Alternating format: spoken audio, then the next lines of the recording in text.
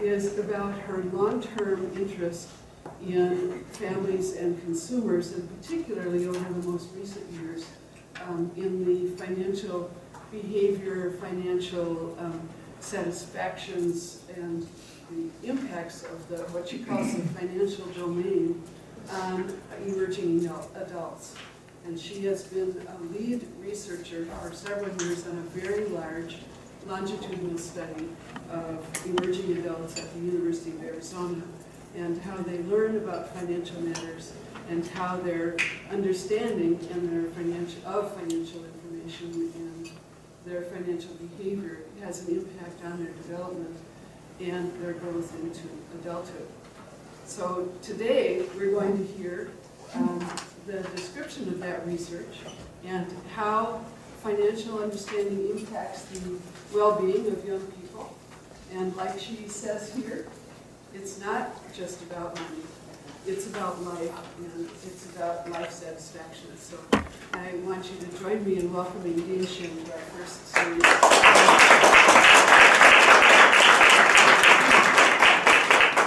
So good afternoon.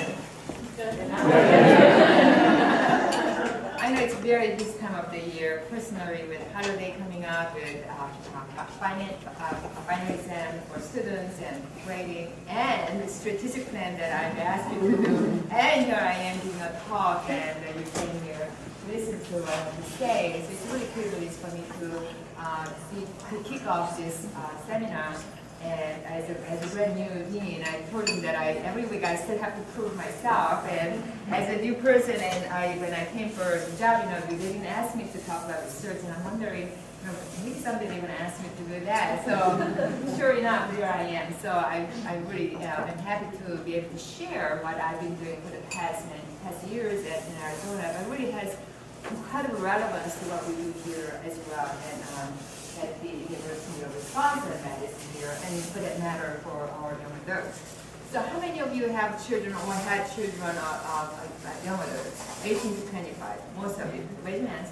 How many of you would like them to be more financially literate? Yeah. How many would you like to be more financially literate? All of us. And you're not wrong. And I was one of them. As my daughter was about to go into college, she was 17, 18, I thought, I'm not a development psychologist, by the way. I've never claimed myself as a personal finance researcher either. My background is consumer behavior. I've always prided myself in consumer behavior in the marketplace, but had not studied consumer financial behavior.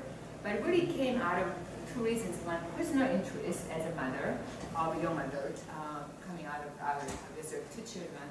And second, when I started this project, that was when credit cards, we had a lot of issues with credit cards for college students. And we consumer spending like no other. And remember those days, mid-2000? That's when I started thinking, we gotta do something about this. We gotta do personal education about our students. So it came from both personal reason, but also from an educational standpoint, we gotta do something about our students.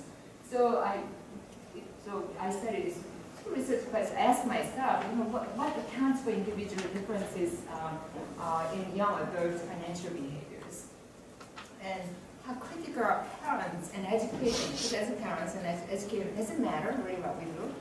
And they actually change over time. We don't know how actually they learn and how their behavior change. And I was more interested in actually, it's not just about money, but how does it affect their other things that they do, like economic aspiration, or family choices and future plans.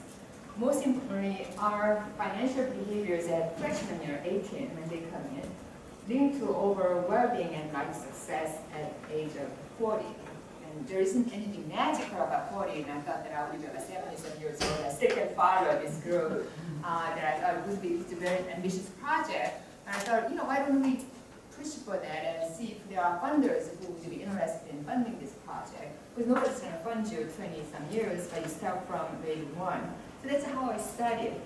To this effect, and to this end, we launched this APLUS, Arizona Pathways to Life Success for University students. And before I go further, I want to acknowledge, and this really has become a campus-wide effort. and to do this kind of research and the meaningful research that is translated to educating our students, you can't just go and do it alone. So we, entire university, including president of the university, to registrar's office, to dean of students, everybody got partnered, even parent association had partnered with us. So there are a lot of people who have been involved in this project. But I would be remiss if I don't acknowledge my co-PI, now PI, that since I left, Dr. Joyce Severo, who's been this incredible energizer for my project.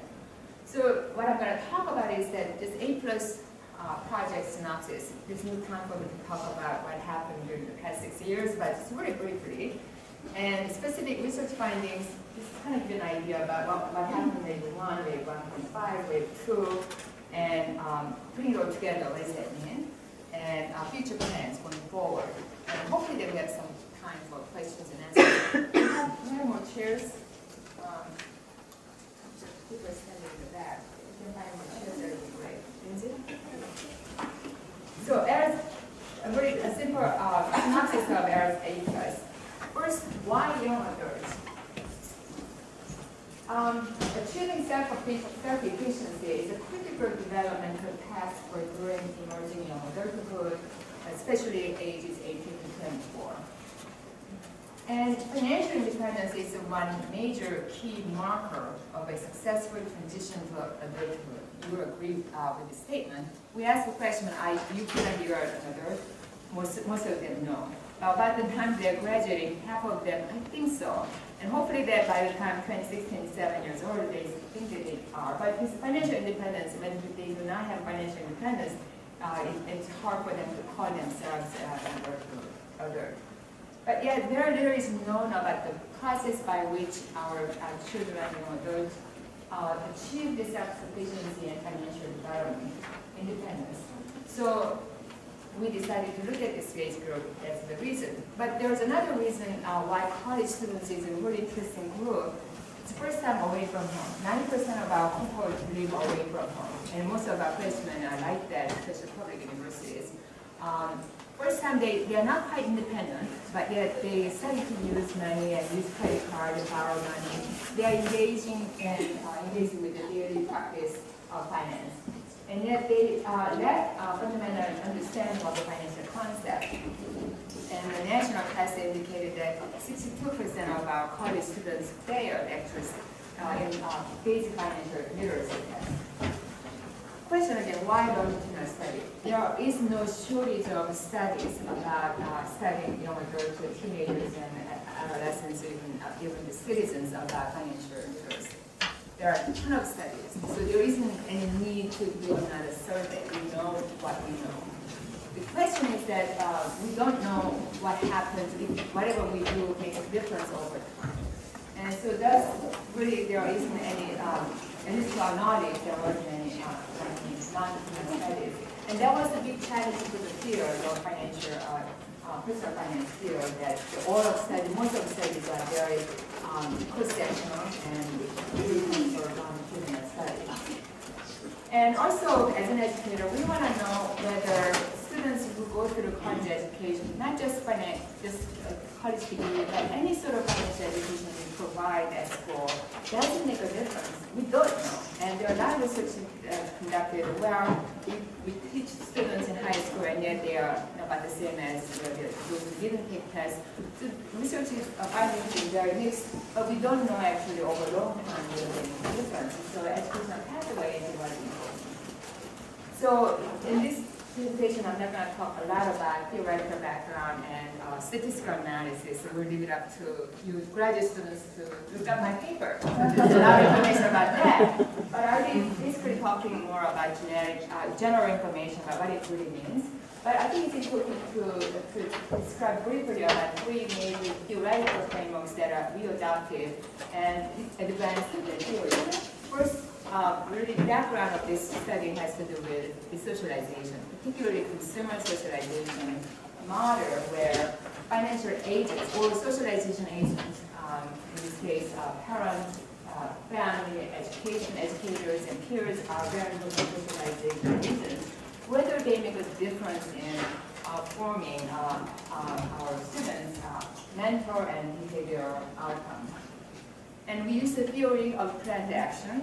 Basically, the theory posits that actual behavior is influenced by behavioral intention. You plan to do it. You don't even think about it, but well, tomorrow I'm going to do this. Everybody has some idea, right? Tomorrow what you're going to do.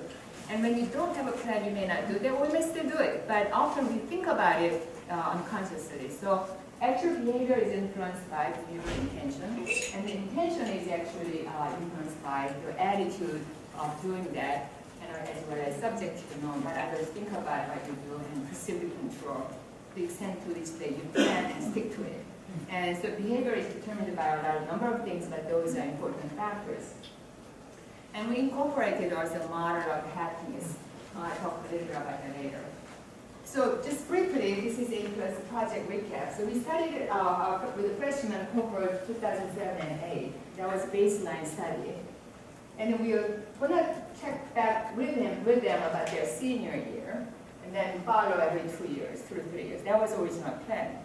And so we studied it here, but you'll see that the Wave 1.5 economic impact study, what happened 2008 and 9. This data, we collect this data when students had 3 cars, credit cards, were spending money like we're buying a lot of homes. Remember the white people, the crisis happened? So data was very rosy. These kids grew up spending money. And so the data was just essentially reflects that societal climate financially. And obviously this happened, and I explain it later. But again, we did collect data in their senior year, and now we are getting ready to collect data. Most of them have graduated. There are a few letters still at school, and some left the university. But anyway, this is where we are now, so you have a big picture. So wave 1, the freshmen came in. We waited until we gave them a 6-month or 8-month or so. Because first fall, I mean, everybody comes to school. You know what it's like. Everybody's excited, have a credit card and spending money, and they go back home in the winter time, and parents are like, what did you do with the money and all that? Without waiting until spring, it reflects a little about their financial behavior. So it was intentional to wait. But we spent a lot of time asking their family background, why they're growing up. Because this was a baseline data. It's a self-reported data, but still it was time for us to capture everything about their upbringing by the time they get to school. And of course, we measured all of these financial knowledge and behavior. Some of measures are going to be continuing because we are following.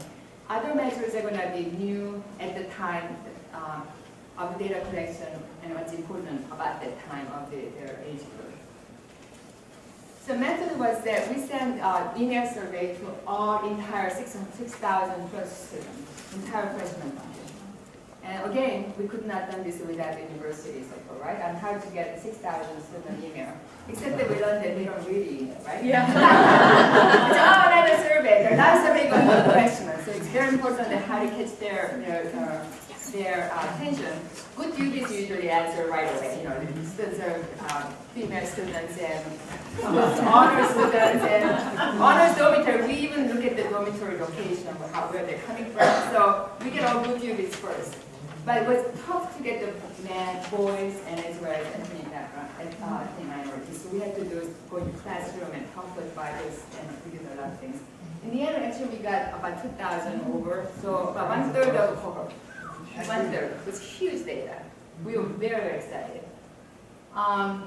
Demographics, similar to our, in general, we want to make sure that it represents the university, but we still had a slightly higher female students and higher in GPA as well. So wave 1, first year financial learning model. Again, this is cross-sectional. This is one time we're asking this what the baseline study is, so it's not a long, don't get too scared about this model. And I give you, next slide is much better, but just for graduate students. This is structural equation model. Essentially what we're looking at, we wanted to have a sort of baseline data model, see if that actually works over time. So what you want to look at always is end. What matters is at the end, mental and behavioral outcome, right? Healthy financial behavior, financial satisfaction, and financial relationship with the parents. We are concerned, we are really checking those, but the question is, what are the factors influencing them? So this is limited to the grad students. This is much better. What we are interested in is that, again, this is freshman. Anything that they did during their high school year doesn't matter to their first year financial literacy and attitude. We did find that parental influence, work experience, high school financial education contributed to current financial relationship with parents. And so in the absence of this, it's hard all of a sudden parents become, all of a sudden I'm going to talk to you about your financial issues. If you have not talked about this earlier, it's hard to do. So again, financial education doesn't start at the freshman level, it starts from home. And all of that, whatever happened in the first year, also influences their attitude and perceived financial control. This is really about have a plan and sticking to the plan. You know, you have a plan often, some of them actually do stick to the plan and some don't. And actually all of this drive their relationship with parents and higher academic achievement and better physical and mental health. Now, this is a cross-sectional, so I don't have a theory to back that up. This is what's happening.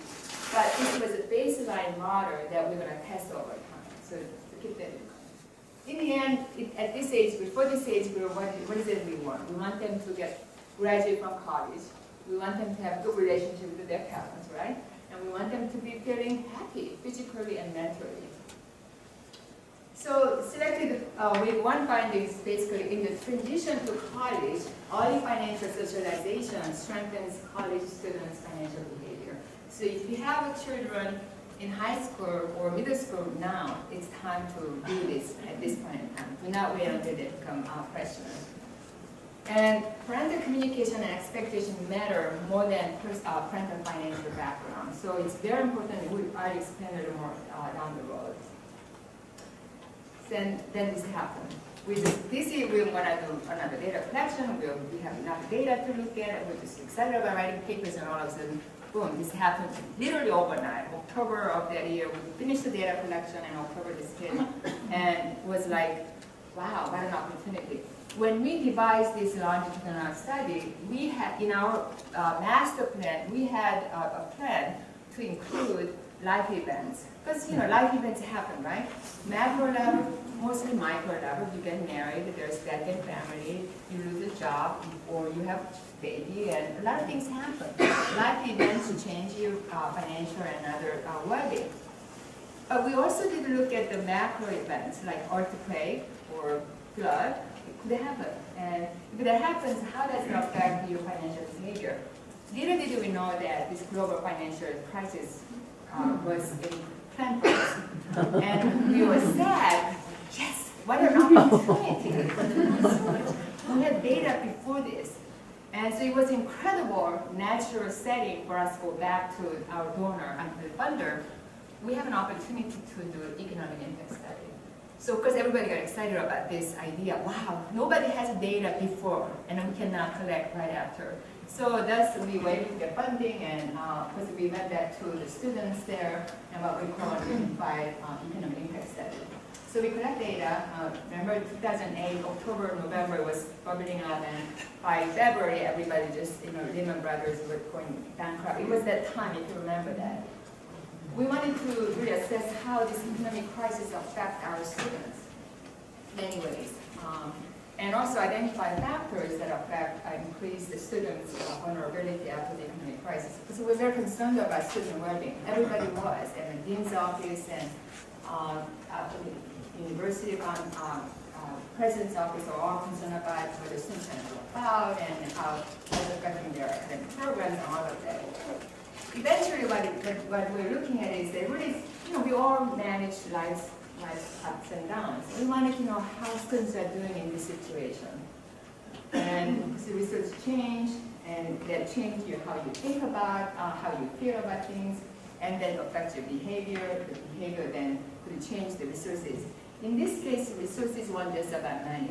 Resources like your capability, your efficacy is also resources. So we looked at self-efficacy. This is an example of a credit card debt. The black bar is a credit card debt at the freshman level. Remember that we asked that what is your balance that you're not paying off each month? And overall, with about $100 less, it's an average. And not everybody had a credit card too at the time, because their ages, half of them had it, and half of them thinking about having it. But right after the year later, look at the difference, particularly minority groups. And this really allowed obviously the university to look at this minority group again. So minority office was really working hard to go back to them and figuring out how to help the students not get into risky behavior. We expect educational loan go up. If you have a loan, educational loan in first year, you expect to go up, right? The next year you're going to get the loan. But look at the difference in impact on minority students. Again, this was another factor that student dean's office looked at very carefully. We also just asked, it's a self-impact assessment, and self-assessed impact asked how they feel about all of this, how it's affecting them. Because everybody got affected, no question about that. But there was a difference, gender difference, and ethnic difference, and SES difference. As you can see, women tended to report bigger impact than men, and African American students had most impact overall, at least in their perception, and SES made a difference. This is interesting. I'm going to show just a few descriptive data that it was significant. This is gender difference in financial self-confidence. Self-confidence meaning that to what extent do you feel comfortable, confident about managing your money?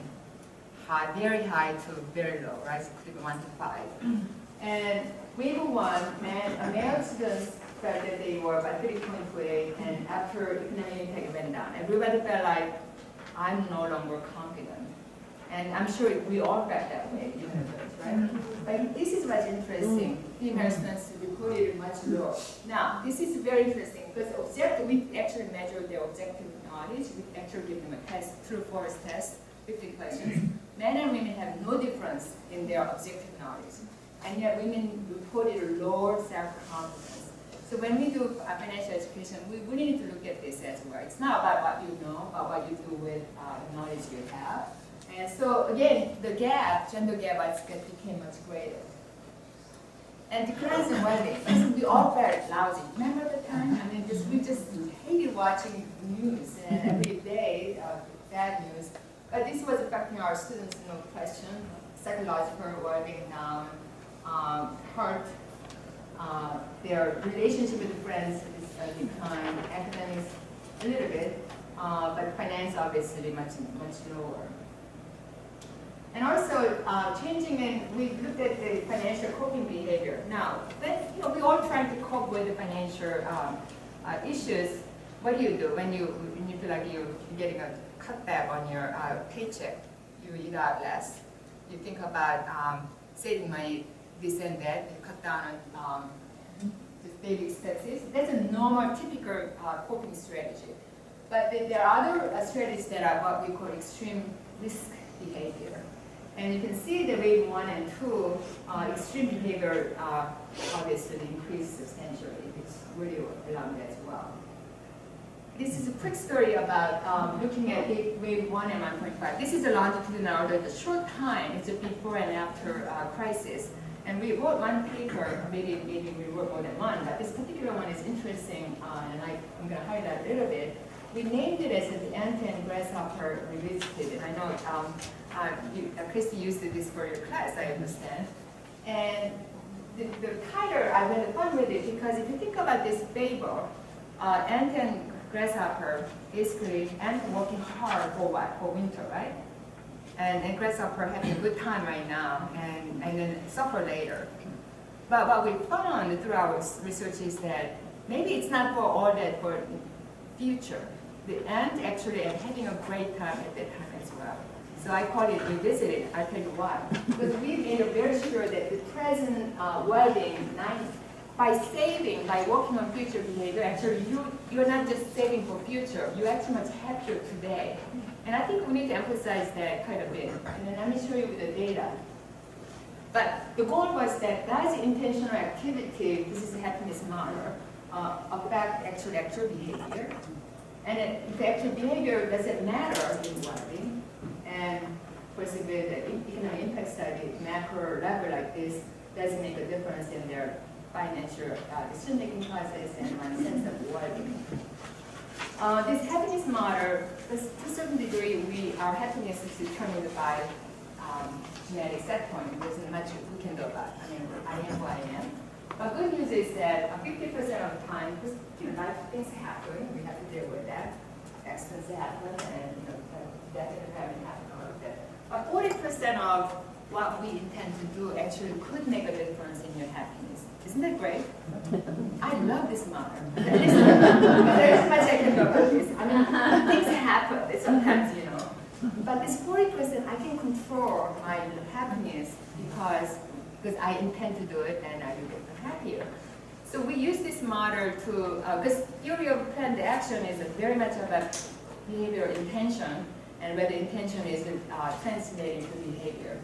We had a lot of questions about not just saving, but future-oriented behavior. People thinking about future for financially, whether that behavioral intention does make a difference.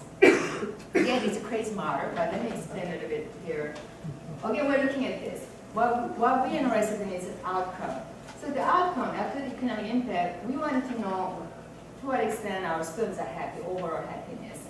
But also we wanted to know how they feel about their financial well-being. Because financial well-being and overall sense of well-being is related, physical well-being, all of them related. But we wanted to look at, of course, when they, freshman year, when they are overall happier, of course they get influence. One doesn't become all of a sudden unhappy. So we make sure that there is correlation there.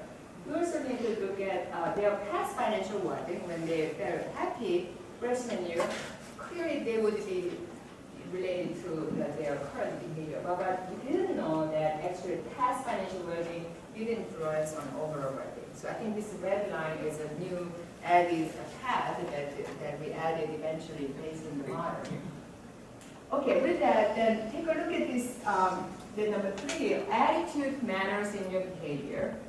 Parental norm, that is a parental expectation. My parents expect me to do certain things. It's very important because if you think that teenagers, young adults will think about what you think.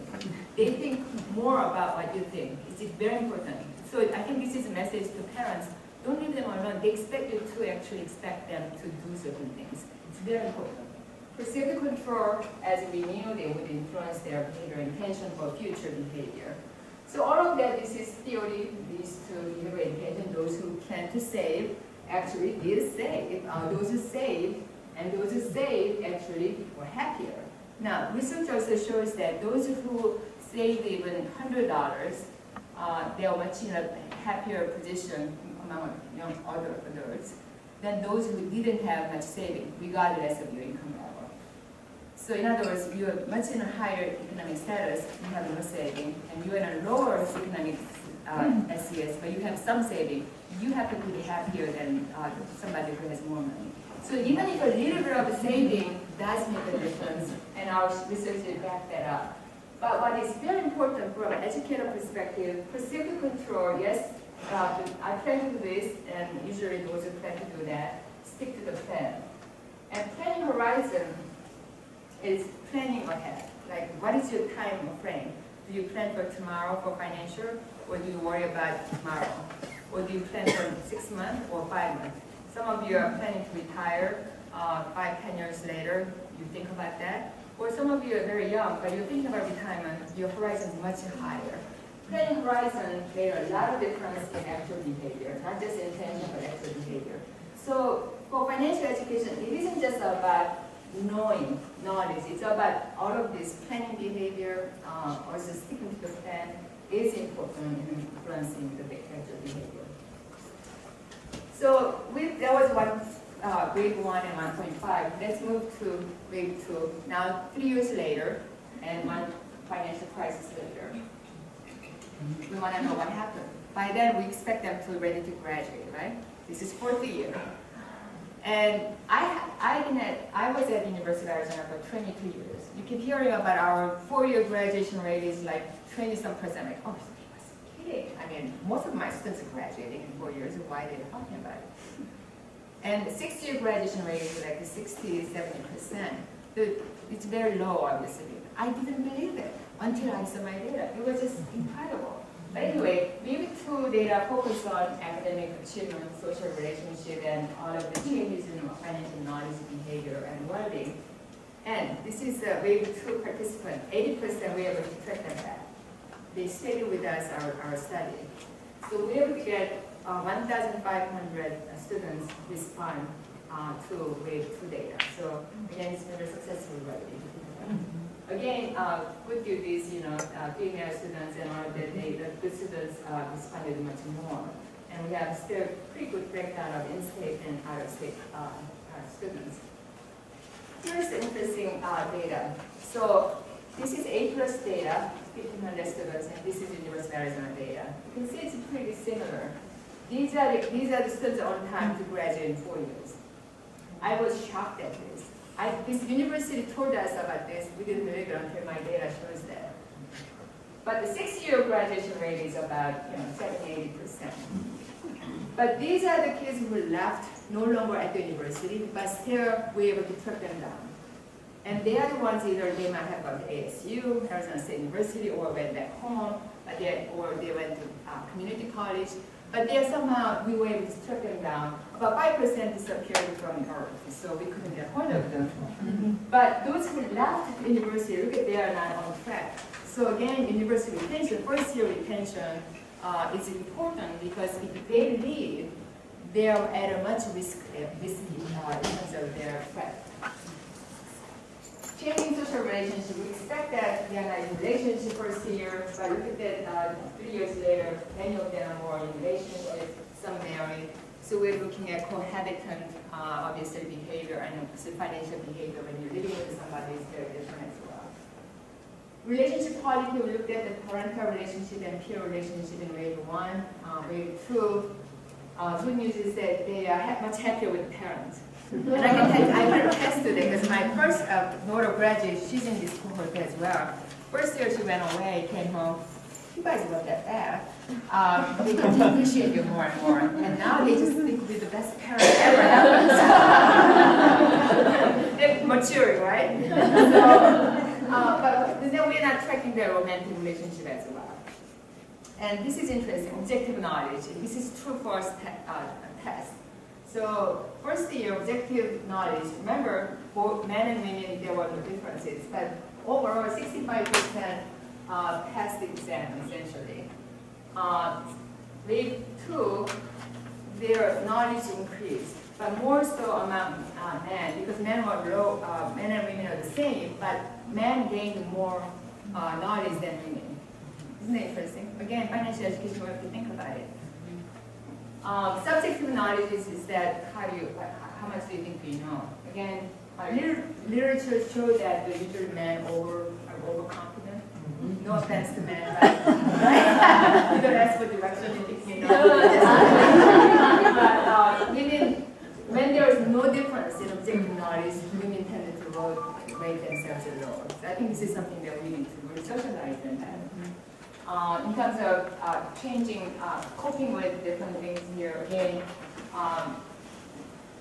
year 1 and year 4, obviously, they're much more engaged in typical coping, more risky coping than first year, and that's something that we need to always how to get them not to get into risky coping behavior, but staying with typical coping behavior. Change in well-being. Now, the students are 4th year, they are on track, most of them are track, and again, you can see they are happier than first year, which is good, other than financial well-being. So thus, we need to be really looking at this financial well-being is an important part of well-being. This affects their life satisfaction, but when that goes down, if this is higher, then everything would have been higher, but it isn't. So I think that's why it's important to look at. This is financial parenting. We call it financial parenting. We looked at financial behavior in 4 different actually areas. One, direct teaching. Like the parents actually directly teaching you how to do this, and in high school. But I didn't include it here at this point in time. But wave 1, financial modeling. To what extent that students think that they are modeling their parents?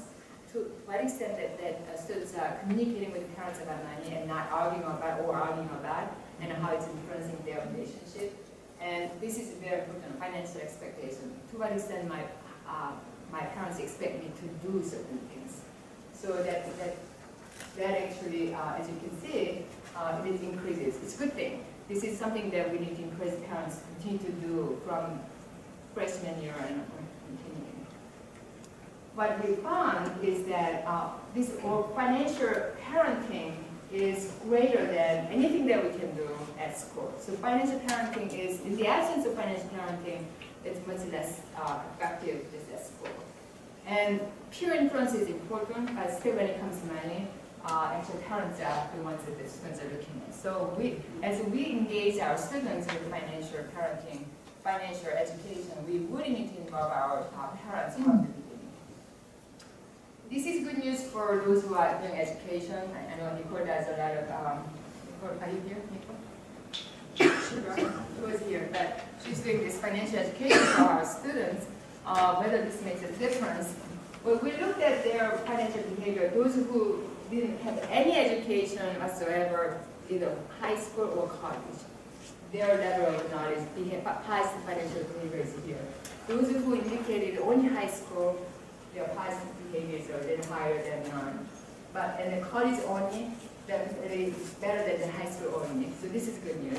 But if they had both the high school and college education in relation to money, they had the best, they demonstrated highest positive behavior. I think this says a little about, it's not a one-time thing. And often people, it's just cumulative advantage. And later you'll see also self-learning. It's very important. Those who have done this actually seek more information on website, or they go to workshop, they read more. So self-learning is very important. So how do you get them to do that? That's very important.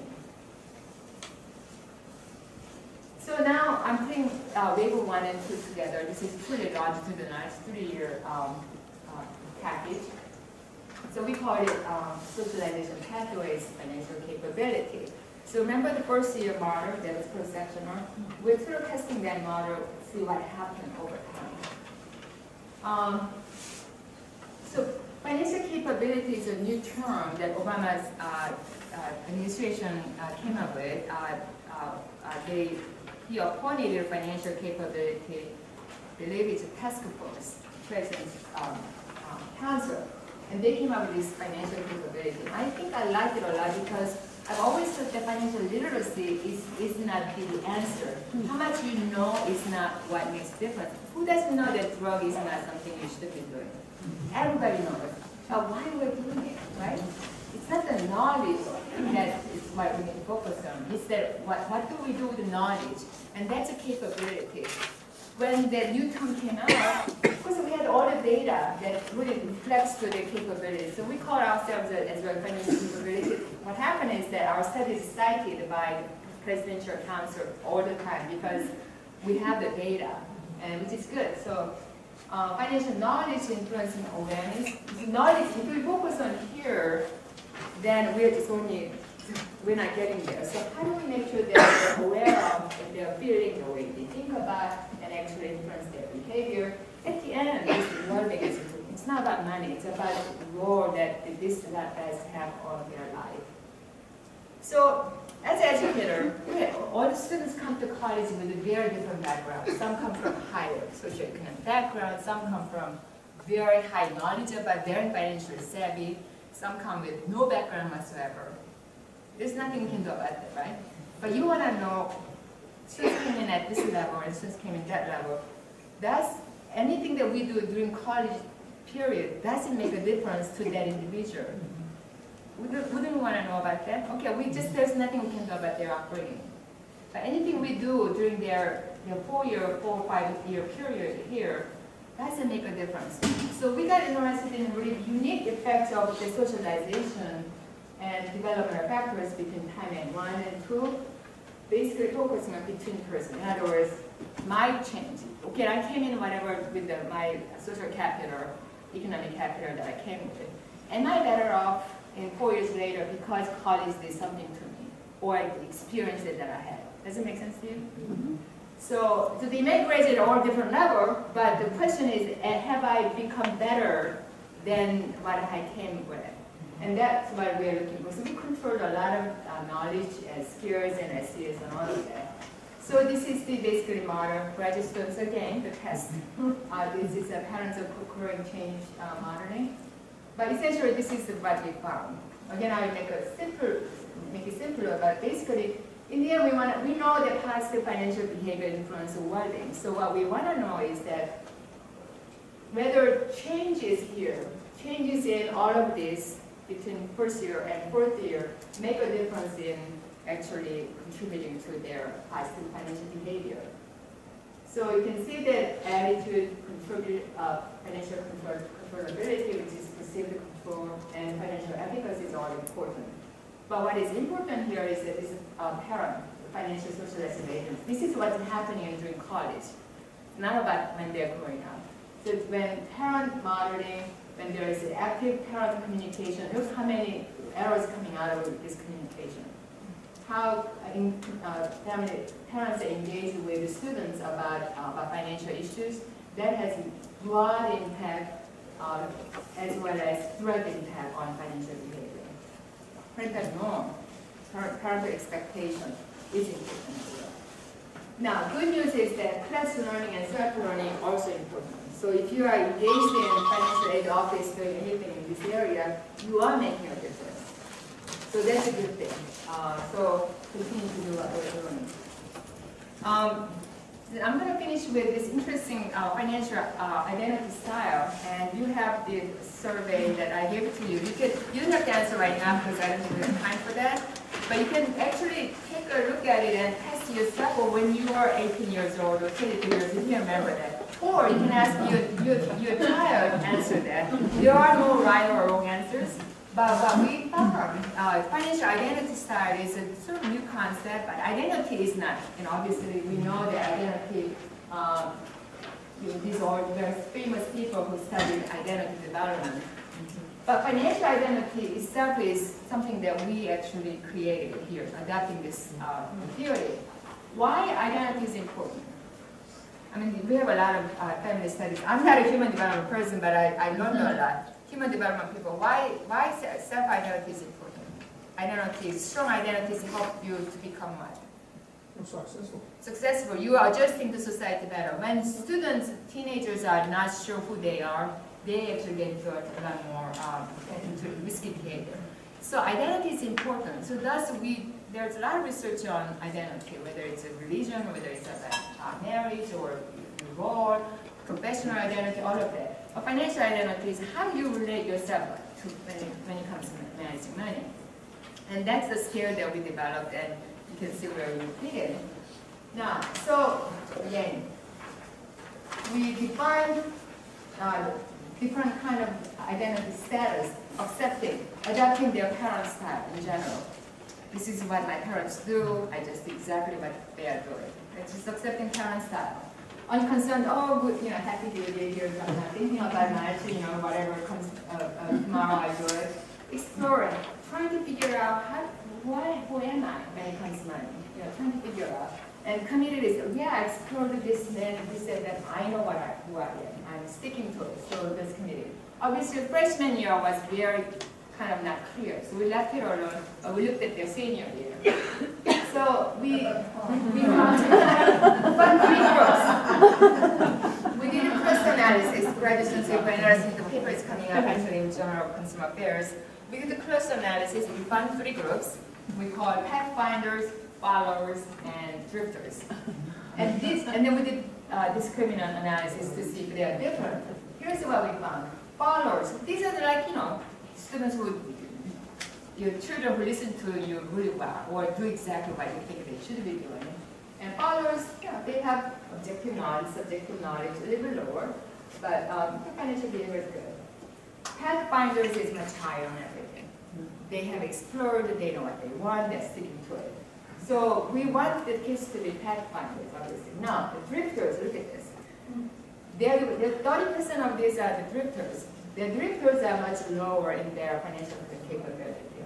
So the goal is that how do we help students become pathfinders, not even followers. I have two children. My daughter is pathfinders. I mean, she would always question us first before she can commit to anything. I have a second child who is too follower. So we're trying to make him a little more pathfinder. It's interesting when I look at the behaviors, they're different. Because we were asking him to be a little bit, because we don't tell him you need to be more pathfinder. But we're trying to give him more options, like try this, try that, and that sort of thing. He's sophomore, but I think he's much more follower than pathfinder. But so summing up, what does that mean 3 years and one financial crisis later? Significant changes matter in their awareness, behavior, and well-being. And it's a very dynamic process, particularly including financial identity style. And so we need to look at our capability as a group, as a goal, as opposed to just financial knowledge, or particularly objective knowledge. And subjective knowledge is very, very important. What it means for parents, just-in-time financial education. Be intentional in your interactions. My husband and I are okay parents. We cannot be too bad. My daughter told me that you're very great parents now. She said that. But I think my husband and I become much more intentional about financial education than otherwise we would. This data informed me and my husband, who doesn't believe in social sciences, but he's an engineer. I made him read my paper intentionally so that he gets on board with me. And he really got on board over time. So socialization of even your spouse. And I made my children read all my reports because, mom doesn't speak English as well as you do. Can you edit? They're all excited about editing my paper. And they're all reading it. And Laura said, Mom, you have no idea. My friends have no idea about this, And when my daughter comes back from school, I asked her to present her financial statement and about next quarter. And we talked about budgeting. Hard. It was very hard for us to do that, but she would not want to talk about it. About fourth year, she was ready, and she graduated, got a job. She started her retirement account. Wow. I didn't even tell her that. Even $100 she's doing right now. So she's a pathfinder, she's doing it. And it's very interesting to talk to her about financial areas, and we developed a relationship, otherwise it would have been possible. And so APLUS has changed my parenting behavior and my husband's behavior as well. Engage in adult dialogue, which we talk about a lot. Expect more for less. We did much less on things for them, and she had to do it. Model positive financial behavior, of course, we try to do that. What does that mean for university faculty and administrators? We need to really prepare our students during the four-year period. We need to also help them strategy of coping so that they don't get into extreme risky place. And it's very complex decision making. Life is much more complex. It's not just about financial loan and education alone. It's impact on immediate impact as well as long-term impact, particularly about investing in college education, obviously. For practitioners, I know a lot of financial institutions, we have our board of visitors as well from financial institutions, that we lecture less, but engage more. It's very important not to just talk about teaching them about what they should know. Make it convenient for them, keep it interesting. Don't talk about retirement. It's just so not, they're not interested in that. But talk about present value. If you do this, actually, you are actually going to be better in your relationship with parents, your academic success, all of that. And understand that individual understanding is evolving. So what's next? Wave 3 is going to be focusing on changing social and professional roles. Obviously, it's very important about what they become of. They are now 23, 24 years old, most of them. Obviously, we are focusing on careers and life satisfaction, life transition. So what we call modeling trajectories of adaptation and resilience to achieve financial, career, and life success in young adulthood. So we have enough of data going forward. If we have a wave 3 data, each time the data gets richer and richer because we have that much more data. And some of them start to get married, so we ask their question about how the marital relationship affecting and all of that. So we just submitted an NIH grant. The data is so rich there, we can do that. But we're also adding a lot of heart outcomes for the NIH. Anyway, so I think I covered it a lot and finishing, and I know some of you have to go to class, and let me finish here and maybe time for Q&A. Yes, sir. Do you think there's a regional difference in some of the results you have there? Between in-state, out-of-state? More Midwest, Southwest, East Coast? We didn't look at that way, but we looked at in-state versus out-of-state, no difference. No. Because often there's a lot of demographics we control them, so but we want to know whether the model actually works regardless of who you are. How did you start your quarterly report with your child? You mentioned Freshman year, yeah, Okay. freshman year. In fact, when we started this project, we did, what I didn't report, we did the pilot study, cross-sectional from freshman to senior, when my daughter was junior and senior year in high school. So we learned a lot about college education, college students, but I had no background in that. So I had to feel comfortable about freshman thinking and senior thinking. So we actually published a paper on our pilot study. So we studied actually from junior and senior year. And by the time she went to college, obviously, for instance, credit card, because we wanted to have a credit card, even though it's under my name, we asked her to apply and made her read all the fine prints and present a case to us of why she's choosing this bank versus that. She hated me with that. So we prepare her that they're not going to like you. But later they come back, Mom, it was the best thing you've ever done for me. So parenting is not easy, you know that. I mean, we have raised, but I think it's hard and it's difficult, but I think it was the right thing to do. We even asked her to apply for, we're going to pay for her education 100% for 4 years. But we asked her to take out a loan, and she applied the loan, and she's paying off her loan right now. Partly, obviously. There's nothing more than the important that we did for her. Hard for us, because I know it's cheaper for us to pay in the beginning, but there was a moment that I couldn't teach her any better. So she's paying off her loan and looking at, she's got a bonus, and I'm paying off 1/3 of my debt. And I asked my husband, yes, it's working. But it wasn't easy. I have to tell you that. It's not easy, but you have to be intentional about it. It changed our parenting tremendously. Yes. A follow-up on this theme, not that I'm thinking exactly of the tiger mom type of parenting, but do you think that parenting and or what other findings you got in the first wave of results, there was a striking difference in the Asian students' credit card loan, I think actually dramatically decreased, while everybody else increased. Right. I was shocked. I know. We actually looked at it because I'm, oh my gosh, what's happening to Asian parents, Asian kids? Here's typical Asian parents. Is Asian parents, including myself, Asian parents, I grew up thinking my parents like, you have to be frugal, but you shouldn't be focused on money. My father told me that when I first got a job, I'm thinking about retirement and that sort of thing, because you have to put money into it. My dad said, scholars, you're scholars. You shouldn't be worrying about money because you'll be contaminated by money. And there was a Korean value about money. Money is a bad thing. The money is going to taint your brain because you're a scholar. I grew up in that environment, so we shouldn't be worrying about money. So parents, Asian parents actually pamper you with money. Then you got what you want, I'm going to pay for you, everything. That's what's happening. And that's why I could have done that to Asian parents, but I became opposite. I wasn't a tiger mom, by the way. In fact, the tiger mom, that daughter, she's at Harvard right now.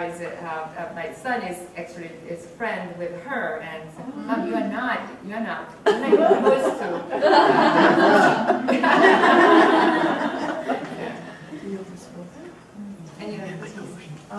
In your research, were you able to segregate out first-generation students?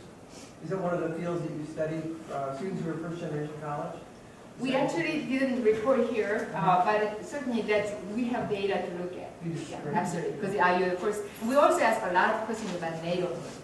When you're growing up, your neighborhood, we have more data than I can ever even write about. I mean, if I'm not an administrator, I could just sit down and write papers after papers. But some of the things that you can see is that I actually first, there are a lot of other papers that have been written by a lot of other people, including neighborhood impact and that sort of thing. We would have data.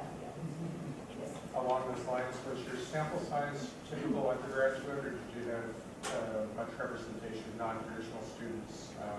It's a good point, yeah. This is a first-year student, but it doesn't have, because it's a first-year student coming in as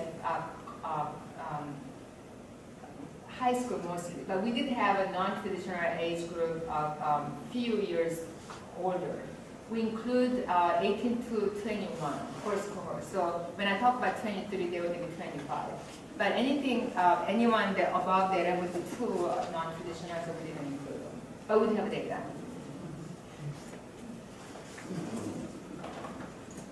Thank you so much, Teacher.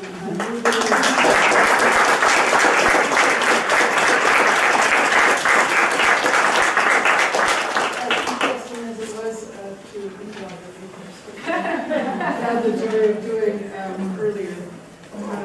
This series promises to be just as interesting and it will vary a great deal over the rest of the academic year. And we got your names and your details, so look for our announcements of things that are coming up. And we encourage you to be interested. Thank you.